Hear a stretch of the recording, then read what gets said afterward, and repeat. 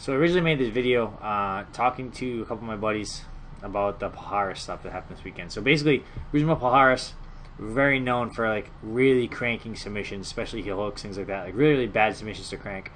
And a lot of times, you know, it's the person's tapping, he's still going, which is fine. But once the referee touches you, you should be like ready to stop. Like once you're feeling the tapping, you're getting ready to let go. And the second the referee touches you, it should be the happiest thing in the world for you because the fight's over, you've won. You let it go. There's no need to do extra damage. You're just kind of being a dick if you keep cranking. But he's kind of a dick. He kind of cranks a little bit extra. Pretty much every single time. He's always cranking it hard.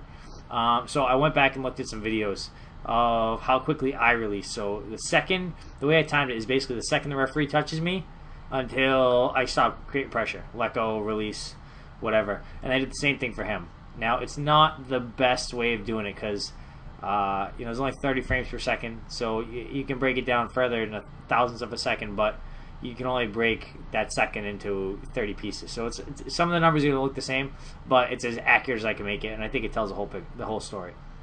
So I have a whole bunch of fights. I think I did 6 of mine, 6 of his, completely random. I didn't cherry pick. I didn't do whatever. I just picked submissions, and I went. You know, maybe there's an outlier in there somewhere. I don't know, but I think it tells a pretty good story.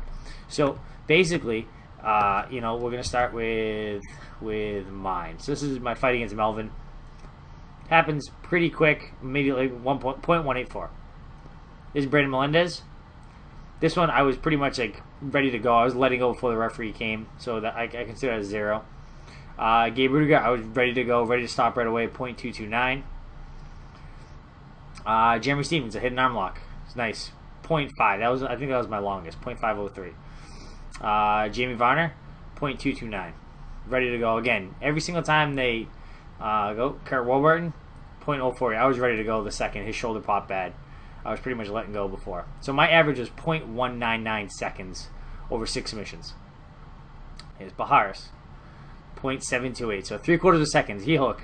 Heel hook is bad. Another heel hook. 3/4 of a second. 0.728. People screaming in agony.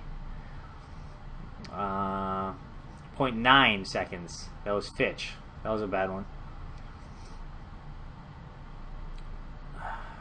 1.4. That is an eternity.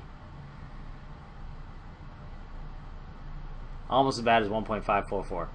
So, and then here's the Jake Shields fight from this weekend. Again, really bad. 1.134. He tried to sucker punch him. I think it was pretty warranted.